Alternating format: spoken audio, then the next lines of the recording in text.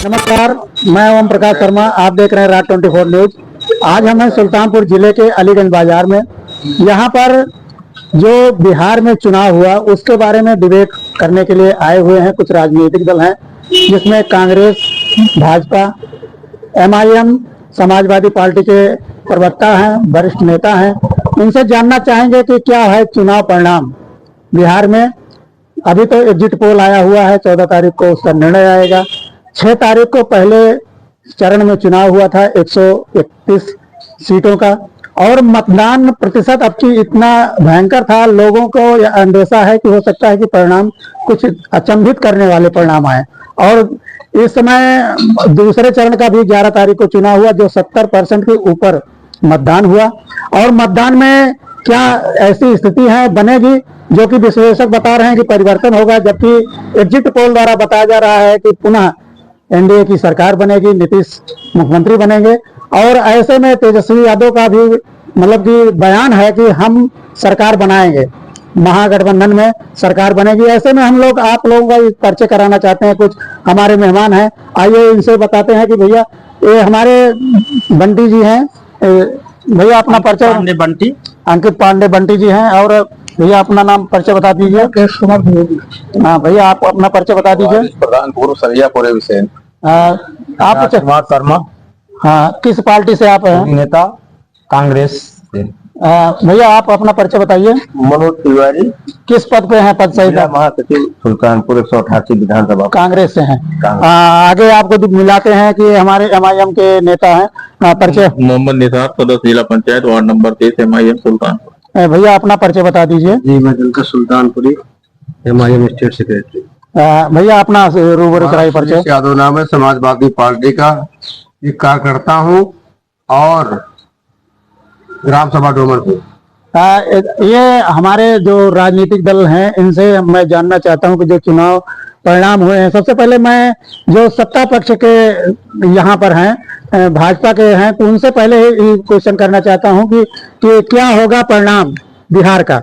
भैया कुछ आप बताइए, बिहार का क्या है परिणाम? परिणाम जो अभी परिणाम नहीं आया है, एग्जिट पोल है। हमारा जो अपना आकलन है, हमारी पार्टी ने जो भी कमेंटमेंट किया है 11 सालों में, माननीय नरेंद्र मोदी जी ने, 20 साल में माननीय नीतीश कुमार जी ने, NDA ने जो कमेंटमेंट किया है वो करीब करीब 90%, 85% इसको पूर्ण किया है। इसके आधार पर एग्जिट पोल से मैं सहमत नहीं हूँ। अच्छा, इससे मैं सहमत नहीं हूँ, लेकिन इससे उलट परिणाम होगा। परिणाम हमारी 2/3 मेजोरिटी की सरकार बनेगी। अच्छा, आपकी सरकार। इसी से मिलते जुलते आपके महागठबंधन के समाजवादी पार्टी के नेता या इनके प्रवक्ता हैं, इनसे जानना चाहता हूं कि जो परिणाम बिहार में आ रहा है उससे आपको क्या कहना है, क्या होगा? इस सरासर गलत है और जनता ने भरोसा जताया है तेजस्वी यादव पे। युवा वर्ग, नौजवानों ने बेरोजगारी है और आज नौजवान ने मन बना लिया है कि अब की बार बिहार में परिवर्तन जरूर होगा। जो एगोदी मीडिया है निरंतर दिखा रही है, सरासर झूठ है। जनता विश्वास, नौजवानों ने, युवाओं ने भरोसा जताया है बेरोजगारी पे। ये महागठबंधन के लोग कह रहे हैं कि जो मतलब कि बेरोजगारी है वहां पर बिहार में, उसको लेकर के तेजस्वी यादव जी आगे आए हुए हैं। और उन्होंने जो इस तरह से महागठबंधन के साथ साथ उनमें जो पार्टी है कांग्रेस पार्टी, राहुल गांधी जी ने भी बहुत ज्यादा खेल खेला, मछुआरों के साथ जाकर मछली भी पकड़ी है। ऐसे में जो मछुआरे मतदाता थे उनको लुभाने का प्रयास किया और साधने के लिए इसमें क्या कितना आप आगे जा रहे हैं बिहार में, बताइए। देखिए, जहाँ तक बिहार के चुनाव की बात है, एग्जिट पोल जिसे बहुत ही दिनों से चल रहा है मोदी मीडिया है। मैंने एग्जिट पोल हरियाणा का भी देखा, मध्य प्रदेश का देखा, छत्तीसगढ़ का देखा, लोकसभा का मैंने एग्जिट पोल देखा, सब उलट गए हैं। कोई भी एग्जिट पोल सामने नहीं आया है सही। तो बिहार के एग्जिट पोल पे ना मैं पूर्णतया असहमत हूँ ना सहमत हूँ। तो क्या सरकार आपकी महागठबंधन में बनने वाली है? महागठबंधन जिस तरह से चल रही थी, चर्चाएं बिहार में चल रही थी, तो महागठबंधन की सरकार बनना है। 100% तय है कि महागठबंधन की सरकार बिहार में बनेगी। हम एग्जिट पोल पे विश्वास नहीं कर रहे हैं। जनता का कुछ सवाल है कि जैसे मान लो तेजस्वी सरकार बन जाती है तो उन्होंने कहा है कि मैं मतलब 30 महीने में जो है 2 करोड़ लोगों को रोजगार दूंगा। जहां तक तेजस्वी की बात, अगर उनकी सरकार बनती है तो आप भी मानिए 20 साल से नीतीश की सरकार चल रही है बिहार में। 20 साल में नीतीश का जब गठबंधन था 1,65,000 लोगों को वहां नौकरी मिली है नीतीश तेजस्वी की वजह से। 20 साल में इसके अलावा 1,65,000 के अलावा एक भी नौकरी नहीं दिया है नीतीश ने। तो अगर तेजस्वी ने किया है तो उसको पूरा किया है। तेजस्वी की टाइम तो ऐसे में जो आप कह रहे हैं कि भाई इतना आप रोजगार देंगे, कहाँ है हमारे जो एनडीए के मतलब सहयोगी दल हैं उनका कैसे मतलब कि रोजगार दे पाएंगे, आपका क्या कहना है? हमने जो भी कमेंटमेंट किया था किसी भी क्षेत्र में, किसी भी राज्य में, चाहे सेंट्रल में, मैंने अगर कहा महिलाओं को उज्ज्वला योजना देंगे तो मैंने दिया। मैंने कहा मैं उसमें जातिवाद भेदभाव नहीं करूंगा। मैंने हर वर्ग के भारत में रहने वाले हर वर्गों का मैंने सहयोग किया। मैंने कहा कोरोना काल में कि मैं कोरोना में इंजेक्शन लगाऊंगा तो सबके लिए लगाऊंगा। इसी कांग्रेस और समाजवादी दल के लोगों ने कहा कि ये भाजपा का इंजेक्शन है, इसको मत लगवाओ, इससे अनेक तरह की बीमारियां हो जाएंगी। खुद जाके चोरी से लगवाया। इसलिए मैंने जो कमेंटमेंट किया उसको किया और उसके बाद मैंने ये भी कहा था कि मैं जो कह रहा हूं वो 100% करूंगा, करके दिखाया हूं। इसलिए लोगों को विश्वास है नरेंद्र मोदी पर। क्या एक सवाल द्वारा 10,000 रुपया महिलाओं के खाते में, 1.5 करोड़ महिलाओं के खाते में डाले गए जी। और तेजस्वी यादव का आरोप है कि ये चुनाव के नजदीक आने पर लुभावने के लिए उनको एक घूस के रूप में महिलाओं के खाते में डाला गया। अगर उनकी नजर में ये घूस है तो ऐसी प्रक्रिया वो भी अपना सकते थे। मैंने उनका प्रोत्साहित करने के लिए, उनका मनोबल बढ़ाने के लिए, उनकी लाख रखने के लिए मैंने ऐसा किया है। प्रलोभन के लिए मैंने नहीं किया है। मेरा काम प्रलोभन देना नहीं है। मेरा काम स्वच्छता, निष्पक्षता, निर्भीकता, तीनों कामों को करके महिलाओं को लीडर करना, उनको स्वावलंबी बनाना, सशक्तिकरण करना उनका, मैंने इसके लिए किया है। मैंने अपने वोट लाल के लिए नहीं किया है। अगर यही करना होता तेजस्वी इतने योग्य होते, आदरणीय कांग्रेस पार्टी जितनी योग्य होती। चुनाव मैंने सीट डिक्लेयर कर दिया, उसके बाद भी इनके यहाँ चुनाव सीटें डिक्लेयर नहीं हो पाई थी। चुनाव लड़ने गए थे, मजाक करने गए थे। भारत की जनता, बिहार की जनता पढ़ी लिखी जनता है, ये जानती है कौन काम करने वाला है, कौन है कि वोट चोरी पर आप अगर राहुल गांधी को कहने का मतलब अगर वोट चोरी है तो जहां उनकी सरकार भी वहां वोट चोरी हुई, वहां ईवीएम सही थी। ये एकदम निराधार आरोप है।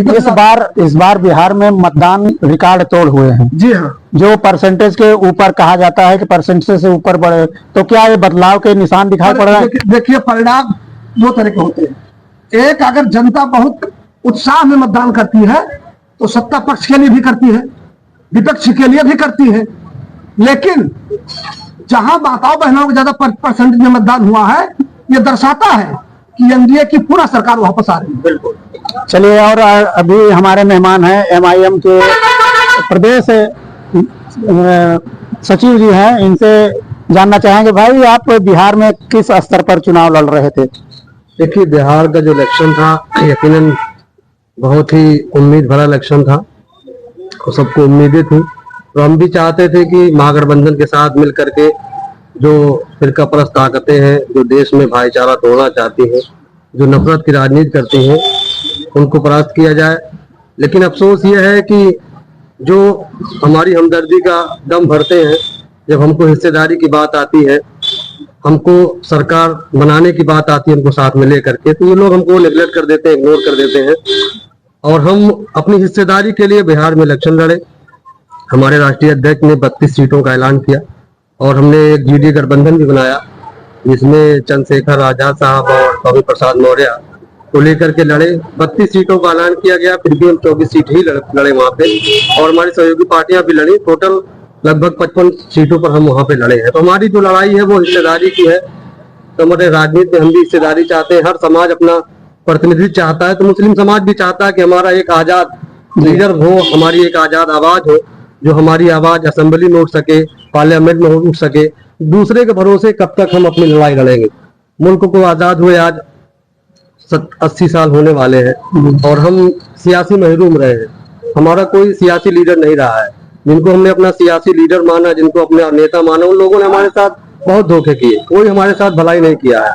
तो अब मुस्लिम समाज भी चाहता है कि अपना प्रतिनिधित्व राजनीति में एक मजबूत हो। और बैरिस्टर ओवैसी साहब वो प्रतिनिधित्व करने के लिए आ गए हैं और हम लोग पूरी मजबूती के साथ बिहार में लड़े हैं। इंशाल्लाह जो भी सेकुलर पार्टियां वजूद में आएंगी, सत्ता में आएंगी या जिनकी भी सीटें आएंगी निकलकर, उनके साथ हम मिलकर सरकार बनाएंगे और अपनी हिस्सेदारी की लड़ाई लड़ेंगे। और ये भी याद रखिए कि बीजेपी और MIM दरिया के दो किनारे हैं, ये कभी एक हो नहीं सकते हैं। नहीं, यही आरोप जो लगाते हैं लोग कि ये बी पार्टी हैं, तो उसी पर मैं कहना चाहता हूं कि जनता का सवाल है कि जैसे आप कह रहे हैं कि महागठबंधन के साथ मैं लड़ना चाहता हूं, लेकिन महागठबंधन आपको साथ लेना नहीं चाहता है। मसला तो यही है ना भाई, ये सेकुलर पार्टियां जो नाम यहाँ सेकुलर पार्टियां हैं, वो चाहती हैं कि हम ही ठेकेदारी करें, हम ही इनका प्रतिनिधित्व करें, ये मुसलमान हमारा दरी बिछाए, हमारी जो है चौधराहट रहे, हमारा गुलाम बन के रहे। तो वही तो लड़ाई है। हम तो सिर्फ 6 सीटें मांग रहे थे। देखो, कुछ आरोप अब बीजेपी के प्रतिनिधि हैं, ये कुछ कहना चाहते हैं। आपने कहा कि फिरका परस्त और मुस्लिम को दरी बिछाने के लिए भारतीय जनता पार्टी ही एक ऐसा दल है जिसने माननीय अब्दुल कलाम को राष्ट्रपति बनाया था। भारत का सर्वोच्च पद है। इस पर मेरा ऐतराज है, इस बात पर। बिल्कुल, मैं सबको साथ, मेरा दल सबको गले लगा के साथ लेके चलने का काम। विधानसभा में आपने कितने उम्मीदवार दिए? विधानसभा में मुस्लिम उम्मीदवार आपने कितने दिए? जिन लोगों ने मुझसे मत मांगा है। नहीं, आपने कितने मुस्लिम उम्मीदवार दिए हैं बिहार में या उत्तर प्रदेश में? मुसलमान कितने उम्मीदवार दिए हैं आप बताइए। आप फिरका परस्त जो है आप खुद आप अपने ऊपर क्यों ले लिए कि आप फिरका परस्त हैं? आप क्यों अपने ऊपर ले लिए? इसका मतलब फिरका परस्त है आप अपने ऊपर ले रहे हैं ना, तो फिर आप अपने ऊपर क्यों ले रहे हैं? और फिर अगर आप ले रहे हैं सुनिए, अगर आप ले रहे हैं तो कितने मुस्लिम उम्मीदवार आपने लोकसभा में दिए टिकट? कितने जो है विधानसभा में आपने दिए? बताइए कितने मिनिस्टर हैं आपके पास? कम से कम मेरे यहाँ 10 मिनिस्टर। कहाँ 10? बताइए, आपको 10 हमको गिनवा दीजिए आप। इन्होंने बताइए ना 10 थे ना, ये है। APJ अब्दुल कलाम की उन्होंने बात की, तो APJ अब्दुल कलाम वो ऐसी शख्सियत हिंदुस्तान की है जिन्होंने हिंदुस्तान को एक मजबूत असलहा दिया, एक जिन्होंने परमाणु शक्ति दी।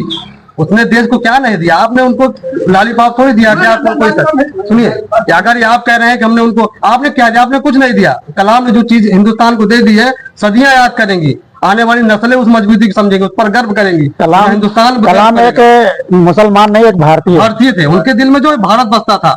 आप उनकी प्रॉपर्टी देखिए, जागीर देखिए, क्या है उनके पास? कुछ नहीं है। वरना आज आदमी एक विधायक बन जाता है तो 20 गाड़ियां लेकर काफिला निकलता है, लेकिन कलाम साहब पूरी तरह से समर्पित थे देश के लिए। नेता उनको क्या आपने दिया? उनको देश ने दिया, आपने कुछ नहीं दिया है, देश ने उनको दिया है। आप चलिए, कुछ समाजवादी कुछ समाजवादी हमारे माननीय नेताजी, समाजवादी जी बताइए कि क्या आप अखिलेश यादव बिहार में चुनाव प्रचार भी करने गए? और हमारे पीडीएफ जननायक माननीय अखिलेश यादव जी और भी कलाम चर्चा चलाई। माननीय मुलायम सिंह यादव जी धरती पर दुनिया में नहीं है, पहला नाम लिया कलाम साहब का। उन्होंने कहा कि अगर कोई है, सबसे पहले माननीय मुलायम सिंह यादव जी ने नाम लिया कलाम साहब का।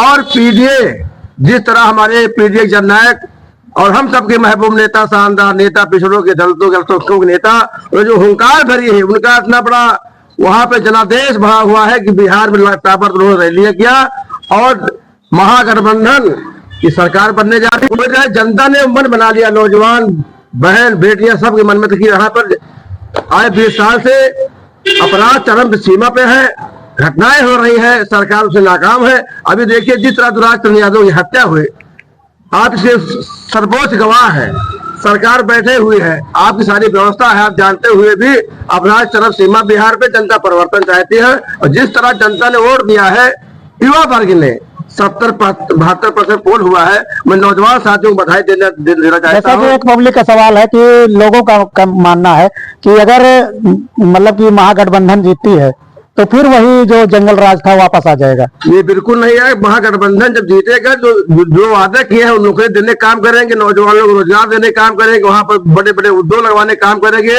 उसी में जनता ने खरा उतरने काम किया है। मैं अपने पीडीएफ जननायक अखिलेश यादव जी का और तेजस्वी जी का और लालू यादव जी का मैं धन्यवाद देना चाहता हूँ और आप सबका चैनल के माध्यम से। तेजस्वी यादव मतलब जो है, उसके साथ साथ राहुल गांधी का भी तो कुछ योगदान। राहुल गांधी बहुत बड़ा योगदान, उन्होंने तो पर्दाफाश कर दिया, जागो, उन्होंने जगाया। और जिस तरह राहुल गांधी ने संघर्ष किया बिहार से लेकर कन्याकुमारी से लेकर आज उन्हीं का वर्ष चल रहा है गठबंधन में। राहुल जी का, आदरणीय अखिलेश यादव जी का और सबका मैं धन्यवाद देना चाहता हूँ, क्योंकि बेरोजगारी मुद्दा है बिहार में। वहाँ पे रोजगार है नहीं, लोग बाहर पलायन करते हैं, यही लोग भाजपा के लोग वहाँ हटाते हैं। पंजाब से लेकर के आप चले जाए, दिल्ली से लेकर बिहारी है, तो बिहारी की एक बहुत मजबूत नेता बड़ा मिल गया आदरणीय तेजस्वी यादव जी। अब आपको कहीं नहीं जाना है, बिहार में रोजगार मिलेगा और बिहार में ही आपकी सरकार बनने जा रही है। जो इस मतलब सरकार बन रही है, महागठबंधन में कांग्रेस की क्या भूमिका होगी? देखिए, कांग्रेस की जहां तक आपकी भूमिका की बात करते हैं, अभी हमारे बीजेपी के हमारे साथी हैं राकेश द्विवेदी जी, एक शब्द कहा है कि एनडीए ने जो कहा पूर्ण किया है। तो हम बहुत ज्यादा पीछे नहीं जाना चाहता हूं, लेकिन मैं इतना जरूर कहना चाहता हूं कि आदरणीय मोदी जी ने कहा था मैं प्रति वर्ष 2 करोड़ नौकरी दूंगा। प्रति वर्ष इनका स्टेटमेंट था 2 वर्ष। मैं जानना चाहता हूं, एक साल में 50,000 1 लाख करोड़ की बात जाने दीजिए। रही बात आदरणीय मोदी जी का हिसाब था कि हर खाते में 15 लाख रुपए डालूंगा। ये तीसरा कार्यकाल चल रहा है, 15 लाख क्या 5,000 की बात करते हैं, नहीं पड़ा है। वो तो कह रहे हैं हमने जीएसटी घटा दिया। देखिए, जीएसटी घटा दिए, लगाया किसी ने, लेकिन जीएसटी हटा दिया कि कोई भी गरीब आदमी जीएसटी का फायदा नहीं पा रहा है। अगर 10 रुपए घटा है, 12 रुपए प्रिंट था, तो आज जो प्रिंट 18 रुपए आ गया, इस तरह के हालात है। कोई फायदा नहीं है जीएसटी से गरीब लोगों को कोई फायदा नहीं है। किसी मार्केट में जीएसटी की बात ले लीजिए, दुकान पे चले जाइए तो आपको पत्रकार महोदय जीएसटी का पता लग जाएगा। जहां तक बिहार की सरकार की बात रही, तो मैं एग्जिट पोल से एकदम असहमत हूं। इसलिए एग्जिट पोल मैंने आपसे कहा, मैं केंद्र के चुनाव देख चुका हूं, एमपी का देखा हूं, छत्तीसगढ़ का देखा हूं, हरियाणा का देखा हूं, सब एग्जिट पोल गलत साबित हुए हैं। इसलिए मैं इस एग्जिट पोल से सहमत नहीं हूं। सरकार बनना न बनना तो अलग की बात है, एग्जिट पोल क्या कह रहा है, लेकिन मैं एग्जिट पोल से 100% सहमत नहीं हूं। चलिए, अभी मैं चाहता हूं कि थोड़े शब्दों में अपने अपने बात को कहें कि अगर उनकी सरकार बनती है तो क्या आपकी खूबियां रहेंगी। बिहार में अगर सरकार आपके सहयोग होती है, वहाँ बनते हैं आपके कुछ भी एमपी बनते हैं, तो क्या आप जनता को क्या सहूलियत देंगे? देखिए, जो हमारी लड़ाई है वहाँ पर बिहार के अंदर में, वो सीमांचल की लड़ाई। सीमांचल एक बहुत पिछड़ा जो है इलाका है, वहाँ जो है हर साल बाढ़ आ जाती है और किसान जो है अपना घर द्वार सब बेचारे जो है छोड़कर दूसरी जगह पलायन कर जाते हैं। उनकी खेती वगैरह जो है वो भी नुकसान हो जाता है, खेती का भी पूरा। तो सरकार हमारी, अगर हम वहाँ पर सरकार में शामिल हुए जैसे तो हम लोग जो है इसके लिए कुछ करेंगे कि ताकि वो वहाँ पर रहकर रोजगार करें, और उन जो बाढ़ आ रही है वो क्यों आ रही है इसको रोकना ज्यादा विशेष इस पे जो है नजर रखें। जैसे आपके हर पार्टी के नेताओं का ये बयान होता है कि बिहार से लोग पलायन करते हैं, और वहाँ युवा प्रतिशत आज बहुत ज्यादा है, 40% के ऊपर जा रहा है युवा प्रतिशत, जो पलायन करके बाहर जा करके रोजगार कमाता है। और उसका सिर्फ उपेक्षा शिकार, चाहे गुजरात हो, चाहे महाराष्ट्र हो, चाहे तमिलनाडु हो, चाहे जिस राज्य में जाते हैं, वहां पर बिहारियों को एक जाति सूचक के रूप में उनको उपेक्षित किया जाता है। तो ऐसे भी है, आपकी पार्टी भी लड़ती है और ओवैसी भाई साहब भी दक्षिण से ही आते हैं, तो उनका मतलब कि क्या रवैया रहेगा इस पर? देखिए, चाहे उत्तर प्रदेश के लोग हों और चाहे बिहार के लोग, यहाँ के नेताओं को शर्म आनी चाहिए। जो लोग यहाँ शासन सत्ता में बैठे हैं, इनके लोग जब, जैसे यहाँ का कोई व्यक्ति यूपी का अगर महाराष्ट्र में जाके जॉब कर रहा है तो उसको वहाँ भैया नाम से संबोधित किया जाता है, जो कि एकदम जैसे गाली देने वाली बात। और जो बिहार के लोग हैं, वो दिल्ली हो या किसी प्रांत में हो, उनको बिहारी बिहारी बोला जाता है, वो एक तरह की गाली दी जाती है, अपशब्द भाषा है वो। तो इनको शर्म आनी चाहिए कि अपने लोगों को कम से कम रोजगार दीजिए। रोजगार ही मुद्दा है इस बार चुनाव का परिणाम जो होना है, रोजगार ही मुद्दा। को रोजगार दीजिए ताकि आपके लोग जो है, आप रोजगार पर क्या आपका स्टैंड रहेगा? देखिए, यकीनन रोजगारी तो बढ़ ही रही है, पॉपुलेशन भी बढ़े, रोजगारी बढ़ रही है। सरकार की जिम्मेदारी है कि वो रोजगार के अवसर मुहैया कराए। भाई, तमाम कारखाने हैं, फैक्ट्रियां हैं, और सबसे बड़ी बात है कि जब नौजवान तालीम याफ्ता होगा, तालीम हासिल करेगा, शिक्षा हासिल करेगा, तभी देश आगे बढ़ेगा। बगैर तालीम के मुमकिन नहीं है कि हम विश्व गुरु बन जाएं। तालीम ही वो एक ऐसा जेवर है जो इंसान को इंसान बनाता है। तो जो भी पार्टियां हैं, सबसे पहले वो तालीम पर जोर दें। शिक्षा, स्वास्थ्य और सड़क, बिल्कुल यही है मुद्दे हैं, मुद्दे होते हैं, विकास के स्तंभ होते हैं। बिल्कुल स्तंभ यही है। तो तालीम तो अहम है। अगर एक गरीब है, कोई पढ़ाना चाहता है तो कैसे पढ़ाए? तालीम इतनी महंगी कर दी है आपने, उसके पास उतना धन ही नहीं, कैसे पढ़ा सकता है? तो तालीम जो शिक्षा है उसको सस्ती की जाए, हर गरीब से गरीब इंसान अपने बच्चों को आला तालीम दिला सके। जब देश पढ़ेगा तभी आगे बढ़ेगा, तो जब देश पढ़ेगा तो आगे बढ़ेगा, तो रोजगार के अवसर भी आएंगे, कल कारखाने भी, इस पर भी जोर देना चाहिए। आज क्या है, लोग गुजरात महाराष्ट्र भाग के जाते हैं, आखिर वो भी तो देश का एक हिस्सा है। मजबूरी में जाते हैं कि वही तो मैं कह रहा हूँ, आखिर वो भी तो एक देश का हिस्सा है। यहाँ के लोग वहाँ क्यों जाते हैं? इसका मतलब वहाँ पे काम हुआ है, वहाँ पे कुछ ज्यादा अवसर है रोजगार के। वो चीज तो यूपी और बिहार में भी तो हो सकता है। ये सरकारों को सोचना चाहिए, नेताओं को सोचना चाहिए कि हमारे अपने लोग क्यों पलायन कर रहे हैं, क्यों दूसरी जगह जा रहे हैं। हमारे अपने लोग मेहनत कर भी हैं, मेहनत करने वाले लोग भाई हुनरमंद है, तो यहाँ हम लोग जल्दी डेवलप कर सकते हैं अगर हमको जो है रोजगार मिले। हमको जब अपने घर में रोजगार मिलेगा तो हमें पलायन करने की क्या जरूरत है। आप जैसे आपकी पार्टी का बहुमत होता है, तेजस्वी जी की सरकार आती है, तो उसमें क्या रोजगार के क्या योगदान रहेंगे? सबसे पहले हमारे जो युवा नेता है आदरणीय तेजस्वी यादव जी ने नौजवानों ने भरोसा जताया है, और सबसे बड़ा बेरोजगारी मुद्दा वहां पे है। और सरकार बनते ही एक घर में नौकरी देने का काम करेंगे, और नौजवान साथियों को बड़ी बड़ी फैक्ट्रियां लगवाने का काम करेंगे। उन्होंने जो घोषणापत्र दिया है, उन्होंने उसके खरा उतरने का काम करेंगे। और जिस तरह उत्तर प्रदेश हमारे प्रिय जननायक करोड़ों नौजवानों दिलों की धड़कन रखे अखिलेश यादव जी ने, उत्तर प्रदेश ने उन्हें साबित कर दिया, जो काम किया है उसी काम पे भारतीय जनता पार्टी उसको उसका नाम खाली बदल रही है। अभी आप देखिए लोकसभा चुनाव हुआ अयोध्या में, नाम बदल दिया जा रहा है, इससे फर्क पड़ने वाला नहीं है। 100 नंबर 12 नंबर पर उससे फर्क नहीं पड़ता है। जनता विश्वास करती है, और हमारे अखिलेश यादव जी ने उत्तर प्रदेश में जो काम किया, उनसे इतना बड़ा जनाधार बना। आज हिंदुस्तान के तीसरे पार्टी बड़े नेता है, उनकी इतनी जनसभाएं लगी बिहार में कि लोगों ने उन पर भरोसा जताया, राहुल गांधी पे। और जो वहाँ के मुकेश साहनी जी हैं, जो बड़े नेता है बिहार के, वहाँ का युवा वर्ग नौजवान इतनी बेरोजगारी मन बना लिया है कि अपनी बार परिवर्तन गठबंधन सरकार पर भरोसा। जिस तरह हमारे राष्ट्रीय अध्यक्ष जी और राहुल गांधी जी, वो तो परिणाम आने पर सब बताया जी जुड़ रहे हैं, और आपका भी कुछ विचार इसमें क्या है कि बिहार के चुनाव के बारे में कुछ बताएंगे? मेरा विचार ये है कि बिहार में जो है परिवर्तन हो जाए, और तेजस्वी जी जो है यंग है, युवा है, और वो उनकी जो सोच है बहुत अच्छी है, रोजगार को लेके, महंगाई को लेके, वही मुख्यमंत्री बने तो परिवर्तन हो जाएगा, तो युवाओं को रोजगार मिल जाएगा। देश में मेन मुद्दा जो है बेरोजगारी है, महंगाई है, और कुछ है नहीं। तो उस मुद्दे पे पब्लिक को भी वोट करना चाहिए। पब्लिक ने वोट किया भी है, और उम्मीद है कि जो है क्या जाति धर्म का नहीं चला है वहाँ पर? जाति धर्म का चला जरूर होगा, लेकिन चलना नहीं चाहिए। जहाँ बेरोजगारी महंगाई का मुद्दा है, पब्लिक को भी ये समझना चाहिए। जाति और धर्म का मुद्दा लेके कोई मतलब नहीं है, उससे कोई फायदा नहीं है। और अब की बार ऐसा कुछ हुआ नहीं वहाँ मेरे हिसाब से। और तेजस्वी जी की सरकार बनने की, गठबंधन जी की सरकार जैसे एग्जिट पोल तो नहीं, उसके उल्टे बता रहा है। एग्जिट पोल का अभी कुछ कहा नहीं जा सकता। एग्जिट पोल कभी कुछ बताता है, कभी कुछ बताता है, और ये चीजें अभी बक्से में बंद है एक हिसाब से। और ये तो 14 को ही आएगा, तो उसी हिसाब से हो जाएगा।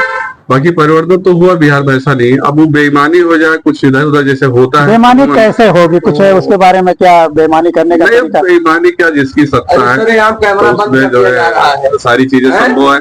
पॉसिबल पहले भी हुआ है। चलिए एक बार इन्हें, मतलब कि हमारे यहाँ है भाजपा के, क्या परिणाम होगा चुनाव? बिहार में बिहार के लोगों ने जंगल राज को एकदम नकार दिया है। वहाँ यशस्वी प्रधानमंत्री नरेंद्र मोदी जी की अगुवाई में एनडीए की सरकार बनने जा रही है, और जो ये एग्जिट पोल का नतीजा है ये बिल्कुल सही साबित होगा। 143 से 50 सीट भारतीय जनता पार्टी जीत के आएगी। और ये जीतने के बाद बिहार का क्या स्वरूप होगा? मतलब कि जो तेजस्वी कह रहे हैं कि हम रोजगार दूंगा, फैक्ट्रियां आएंगी, क्या एनडीए की सरकार करेगी वो काम? जीतने के बाद मोदी जी का जो विजन है विकसित बिहार, उस पे काम होगा। जैसे आप एकदम निश्चित जान लीजिए, ये मोदी जी का सपना है कि विकसित बिहार। मोदी जी का है कि नीतीश जी का है? मोदी जी का। अच्छा, एनडीए की सरकार बनेगी, पूर्ण बहुमत की सरकार रहेगी। अच्छा, बिल्कुल। तो और जैसे ईवीएम पे भी विपक्ष के लोग अभी ईवीएम पे नहीं बोलेंगे। जब इनके विपरीत निर्णय आएगा तब बताएंगे कि ईवीएम हैक हो गई, ईवीएम चोरी हो गई। चलिए, बहुत बहुत धन्यवाद। आइए भैया, आप कुछ 2 शब्दों में अपने बयान दीजिए। कि वहाँ पर बेरोजगारी के लिए वोट पड़ा है, और जबरदस्त वोटिंग हुई है, रिकॉर्ड तोड़ वोटिंग हुई है। और जब रिकॉर्ड थ्रू वोटिंग होती है तो सिर्फ सत्ता परिवर्तन के लिए होती है। कहने मतलब जो परसेंटेज बढ़ा है वो सत्ता परिवर्तन के लिए बढ़ा है। और बिहार की पूरी जनता, ऐसा तो नहीं है कि जो लोग छठ में आए हो SIR जो मतलब कि किया गया था, इसके भय से लोगों ने उसका मतदान किया हो? नहीं, ऐसी कोई बात नहीं है। वो तो त्योहार का मामला है, तो त्योहार हमेशा बीच में पड़ता रहता है, होता रहता है, इसमें कोई बात नहीं है। हाँ, आप बताइए इस पर क्या मतलब है? देखिए, विपक्ष के पास कोई मुद्दा नहीं था, न कोई नीति। विपक्ष के पास केवल एक मुद्दा था, SIR, वोट चोरी। जबकि 38 जिले हैं बिहार में, 38 जिले में किसी भी कलेक्टर के पास एक भी आपत्ति नहीं गई कि हमारे यहाँ मेरा वोट कट गया है, मुझको वोट से वंचित किया गया है। विपक्ष मुद्दा विहीन था, विपक्ष के पास कोई मुद्दा नहीं था। विपक्ष केवल भय की राजनीति करना चाहता था बस। सत्ता पक्ष ने निर्भयता के साथ लोगों के दिल को जीतकर, उन पर विश्वास जताकर, अपना विश्वास उनके साथ हासिल करके अपना मत लिया है। जैसे अभी चुनाव में कुछ हिंसा हुई थी, जन स्वराज पार्टी के कुछ जो हिंसा हुई थी, हिंसा का मैं समर्थक नहीं हूँ। किसी भी दल का कोई भी करे, हमारे दल कोई करे वो भी गंदा है, कोई दूसरा दल करे वो भी गंदा है। लेकिन वह जरूर है, हमारे सरकार में, NDA की सरकार में अगर किसी ने गलत कार्य किया है, वो चाहे मेरे दल का ही क्यों ना हो, उसको सजा दे। वो जेल गया, हमारे यहाँ बचा नहीं गया। अखिलेश भाई साहब वही प्रशंसा कर रहे हैं, बड़ा चर्चा पढ़ रहे हैं, उन्हीं के राज में गुंडों की राज करता था। गुंडे थाने में जाके बैठते थे लाठी लेके, हमने वो नहीं करने दिया। मेरा अगर भाई है, उसने गलत किया है, मंच सजा। इसी दौर पर मैं कह रहा हूँ कि जो एग्जिट पोल दिखाई दे रहा है, उससे उलट होगा परिणाम। 2/3 की मेरी गवर्नमेंट बन गई की, पुनः मैं सत्ता में आऊंगा, और मैंने जो कहा है, जो कमिटमेंट किया आदरणीय नीतीश जी ने और माननीय नरेंद्र मोदी जी ने, उसको पूर्ण करेंगे। बहुत बहुत मतदान हुआ है, उस मतदान से प्रतीत होता है कि वहाँ महागठबंधन की सरकार बनेगी।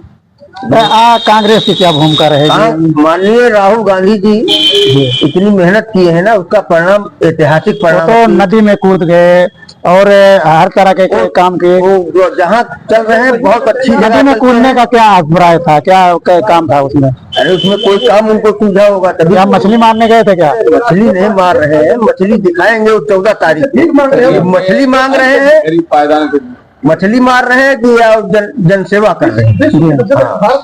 कांग्रेस राहुल गांधी और जितनी मेहनत कर रहे हैं, उसी से महागठबंधन की वहाँ सरकार बनेगी, एक तय वोट प्रतिशत की वजह से। कहने मतलब है कांग्रेस और महागठबंधन मिलकर के बिहार में सरकार बनाएगी, पक्का। अब 14 तारीख को रही बात EVM की, EVM में तो है घोटाला, तो कैसे फिर आपकी सरकार बनेगी? अरे बनेगी, वोट खा जाएंगे, घोटाला है। EVM में घोटाला है। तब भी सरकार अगर जीत जाती है तो EVM में घोटाला है, तब भी है। तब कैसे जीतेंगे आप? अरे जीतेंगे, महागठबंधन की सरकार बनेगी, हम जीतेंगे। चलिए, अभी हम इस डिबेट को यही विराम देता हूं, और मैं सभी अपने मेहमानों का बहुत बहुत स्वागत और धन्यवाद करता हूं कि इन्होंने समय दिया, और जो इस समय की परिस्थिति है उसको लेकर के अपने विचार रखे। अभी इन लोगों से और आगे इसी तरह का कार्यक्रम किया जाएगा। फिर मिलेंगे नेक्स्ट एपिसोड में। कमेंट करके बताइए कि कैसे ये प्रोग्राम रहा, और आगे आप हमको सुझाव दीजिए कि और अच्छा से अच्छा कैसे प्रोग्राम करें। बहुत बहुत धन्यवाद।